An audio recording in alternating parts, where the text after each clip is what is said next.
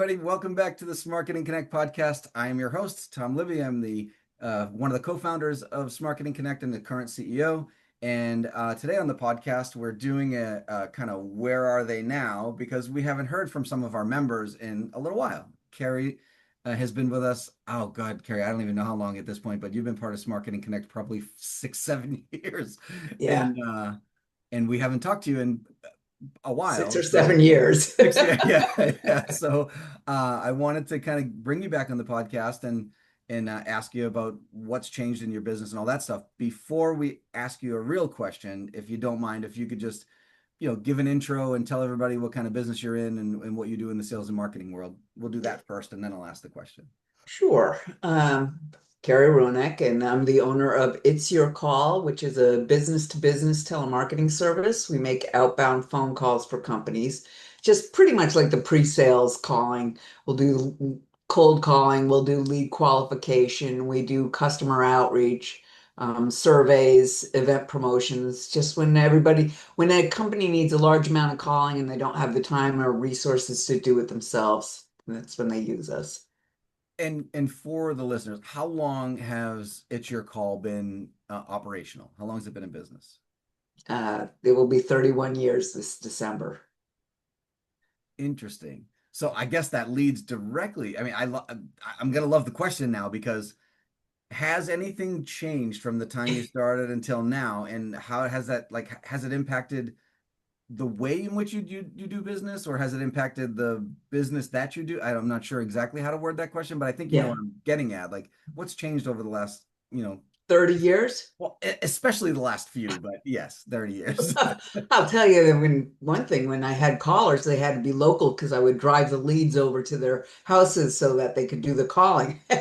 Then we went to the fax machine. Then it was, does everybody have email? Then we started using the email. So yeah, we've come a long way. But um, I would say people are like, oh, does anybody answer the phone anymore? And yeah, and they do. But so what has changed is, and I'm not sure it could be just about 6 or 7 years ago, but it was a while ago.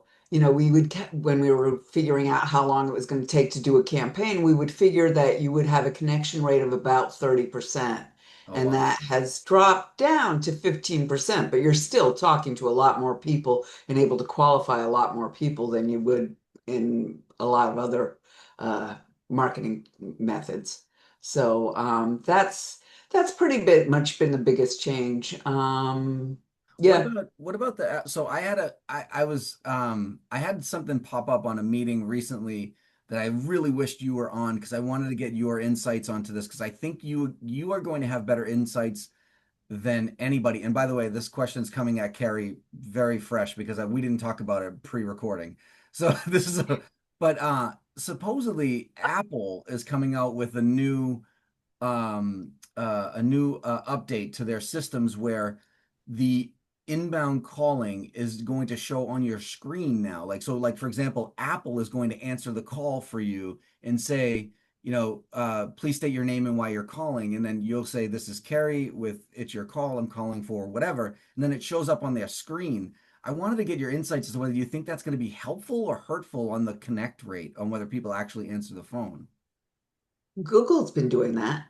Have they? Okay, I didn't Oh, realize that. Google, yeah, Google, you get a Google number. They do that all the time. Sometimes, oh, your phone, you're being answered by a Google phone or something like that. And they do that all the time. It's not, perhaps if we were doing business to consumer calling, I could see that be a more of an impact, but in a business to business environment, that would be, yeah, eventually I could see it being built into a more corporate structured situations, scenarios, but haven't, not worried, not sweating. So, That's that. well, because and again, I didn't realize Google was already doing it. So to you, it's just more of the same. And so not a lot changes in your process. It's Because there, another gatekeeper, and you can figure your way around it. You could just be real persistent and they're finally going to say, how am I going to get Tom Libby off my back? Oh, I'll answer the call. I mean, Gotcha. Gotcha. that's a thing. I mean, you have to do, and then just pops in my head again. So if they're saying, Tom Libby from SMarketing CONNECT is calling. Do you want to accept the call? Hey, they saw your name and they saw your company name. So they might keep, I mean, it's all about touch points. I mean, that people ask about voicemail messages, and it's another touch point. People are hearing your company name. It's it's a subtle thing, but again, it's just that. It's Yeah. branding. How's that? And to your point, there's definitely math behind this. People forget that as a you know just because you see something driving down the street, and I don't know if you've done that, I've done this 1,000 times, but you see a billboard down the street and you're like, oh, I should, I'm curious about what that is, or I want to see what that was. And then literally 5 minutes later, you're like, oh, what did that billboard say? Like you don't remember these things, but if you hear the name and phone number frequently, or the name and website frequently, or whatever, like it takes a lot for us to remember that stuff. Yeah, it's not like two or three calls, right?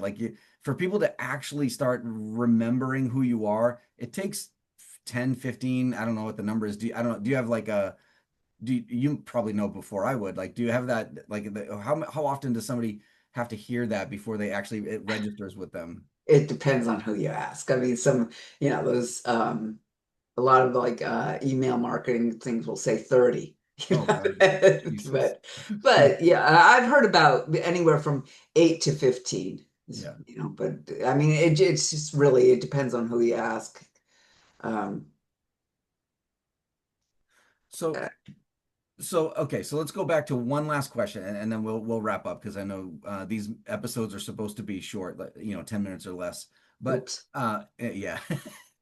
But so in the phone calling realm, not a lot has changed outside of, like, the connection rates have gone down a little bit, and mostly I'm assuming there's a multitude of factors for that.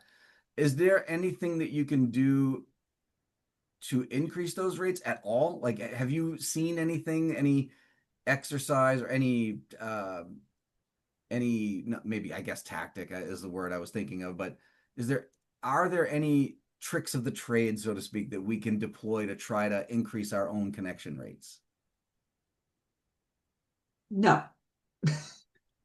Because the thing is that everybody defaults to voicemail. So I mean, if you're talking about picking up the phone and making an actual connection, that's what I'm using as connection rate. If I'm picking up the phone and saying, "Hey, Tom, I'm so sorry I missed or I wasn't able to speak with you today. I just really wanted to talk about this really important thing that you should learn about." And then you call me back. That's it's not a connection rate. It's nothing that I would track. Got it. However, but you're messaging, or even saying, you know what, Tom, I didn't get you today, but I have your email address. I'm going to send you this email because I think it's something that you're interested in. And then you hit send, and then Tom, you respond with, no, I'm not interested. Hey, you know what? That no interest, that's a connection rate. Yeah, yeah. If you get a definitive response one way or the other, you're good. Yep, yep. The connection rate is different than a positive response rate. Got it. Got it. Got it. Yeah. I no, I appreciate that. And I think to your point, and I think part of it too is like that that recognition, right? So if you call them back frequently enough and they start recognizing your phone number, they may actually answer it because you've left them a couple of voicemails. They heard, so now they're making that mental connection between the voicemail and your phone, so they answer. So essentially, the goal here is to just keep calling. Like, don't get deterred by somebody not picking up the phone 3 or 4 times. Persistent, consistent, and persistent.